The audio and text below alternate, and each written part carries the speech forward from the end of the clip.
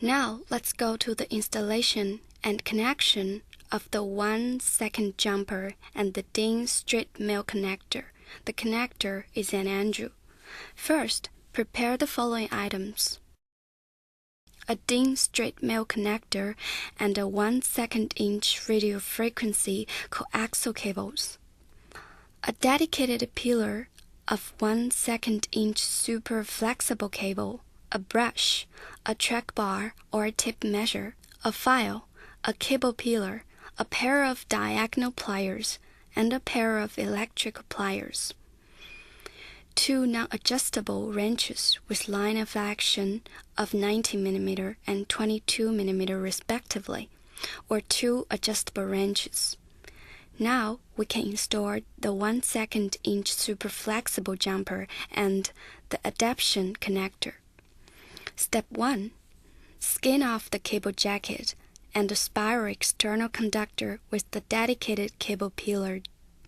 During peeling, the cable should prop the cable peeling tool. Spin the cable peeling tool for about 5 rounds. Note that the cable should be fixed. Do not spin too hard, otherwise the cable may be damaged. Step 2. Use the electrical pliers to loosen the cable outer jacket, and then rip off the cable outer jacket and spiral external conductor slightly. Step 3.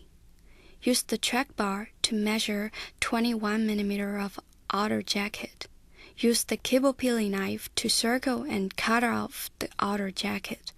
Loosen the cable outer jacket with the electrical pliers. Remove the cable outer jacket with hand. Step 4. Cut off the foaming medium off the cable with the electrical cable peeling knife, and then cut from the side. Step 5. Use the track bar to measure 7 mm of the cable internal conductor, and then use the diagonal pliers to cut off spare internal conductor. Use the file to slightly file the internal conductor of the cable to form a reversed angle of 0.3 multiple 45 degrees. Remove the cover crumbs on the surface of the external conductor, internal conductor, and media with the brush. All the copper crumbs must be removed away from the media interface. Step 6. Put the cable into the heat shrink tube and then circle the cable external conductor with the sealing packing ring. Move the sealing packing ring to the outer jacket of the peeled. Apply the silicone lubricant evenly to the sealing packing ring. Step 7. Unscrew the back nut of the connector and slightly screw the cable into the back nut first with hand and then with the wrench. Do not screw too hard. The external conductor on the cable should tightly touch the surface of the embedded hexagon workpiece of the back nut of the connector. The central conductor is about 5 mm long. Note that you should screw with proper strength.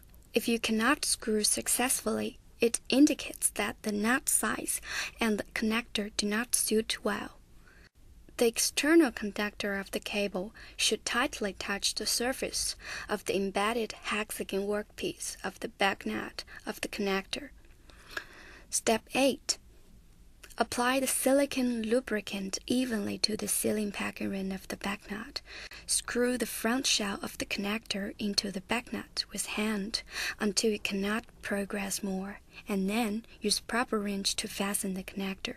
Note to screw the front shell of the connector. The back nut should remain unmoved. Step 9. Cover the connector with the heat shrink tube and then use the heat gun to blow the heat shrink tube to shrink.